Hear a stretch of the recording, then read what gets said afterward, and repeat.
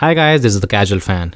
Now the championship battle last season between Hamilton and Verstappen, it was a battle of the ages. After such a long time, we had two drivers that were at an almost equal skill level, battling against each other in cars that were almost similarly paced.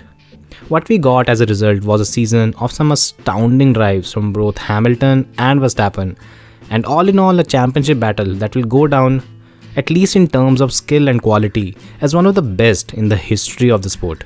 There was, however, one undesirable outcome out of the entire championship battle, and it was the increased toxicity of the fans on social media. Now, social media has become a very toxic place if you're a Formula 1 fan. It is radicalized, it is ruthless, and most importantly, it is a place where anyone with a differing point of view is targeted.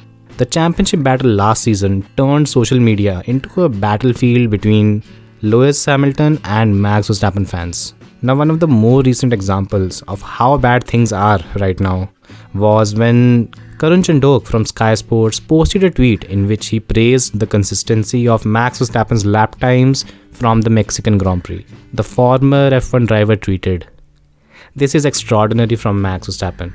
On several occasions in the past, I've talked about the similarities between him and Michael Schumacher at his peak. This metronomic consistency is another illustration of the way they use their intelligence and feel to manage a race."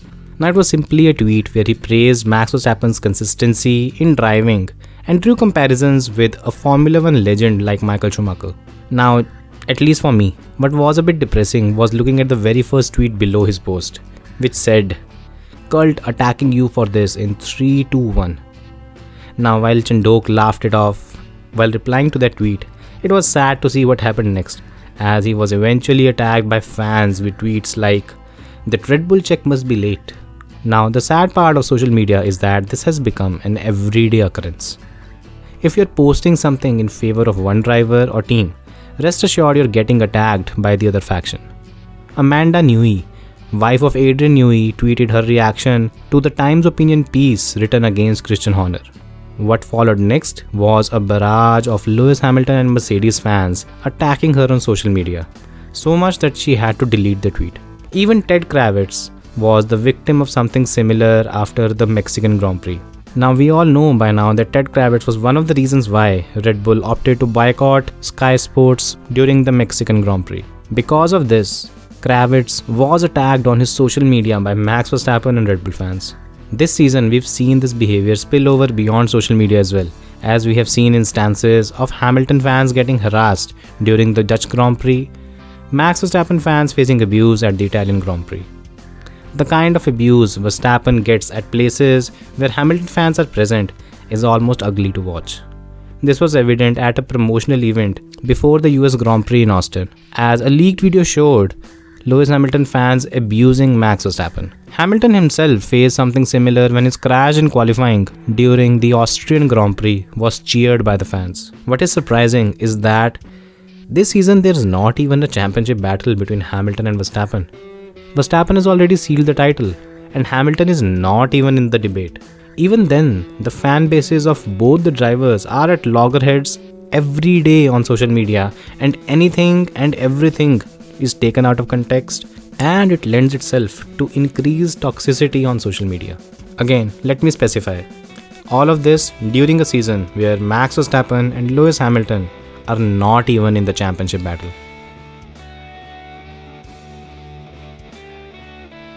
Now, for anyone looking at the toxicity from a distance and cringing, I should warn you that this might be nothing more than a starting point. Hamilton and Verstappen are not even battling for the title right now. They are not even at loggerheads at every race weekend. Even then, we have this.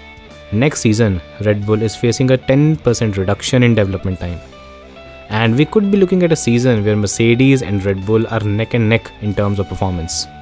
In essence, we could be looking at a recap of the 2021 Formula 1 season. But this time around, the toxicity is going to be at an all-new level. The stakes will be much higher. Hamilton is going for a record 8 title. Verstappen is not going to give an inch, especially to Hamilton.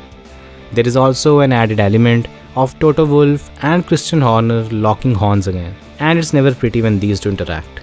and it's not going to be pretty if these two are battling next season. All in all, we could be looking at a season where tensions are going to skyrocket, and whenever that happens, the social media hatred between the Hamilton and Verstappen fans, it goes up another level.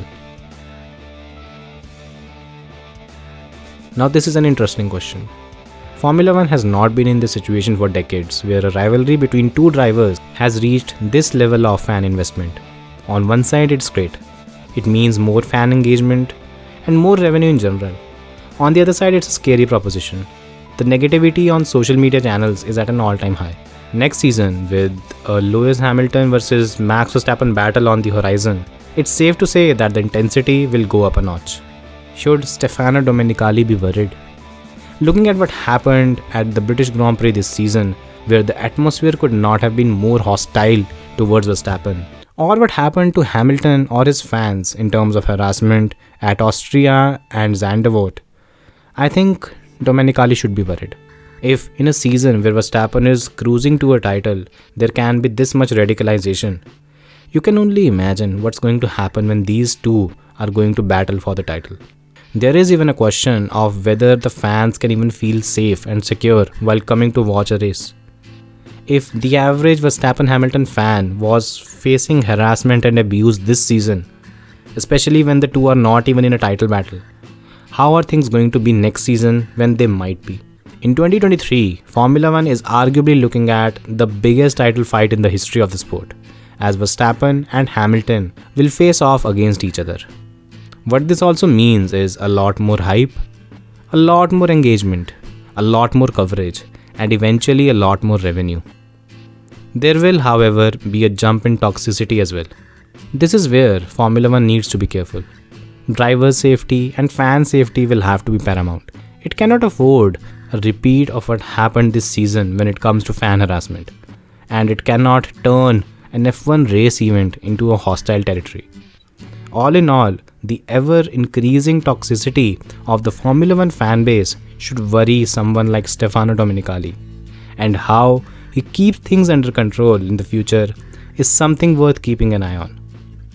Until now, Formula 1's steps when it comes to intervention have been very PR intensive and rudimentary at best. The Drive It Out campaign, well, it has been ineffective, and it is almost treated as a joke by almost everyone. What Formula 1 needs or will need in the future is something more concrete. The rivalry between the Lewis Hamilton and Max Verstappen fanbase is reaching some seriously concerning levels. And it will be interesting to see if F1 is able to take a few steps to manage the situation and not let things get out of hand. So these are my views. What do you guys think? Do let me know in the comment section. Thanks for watching and see you next time.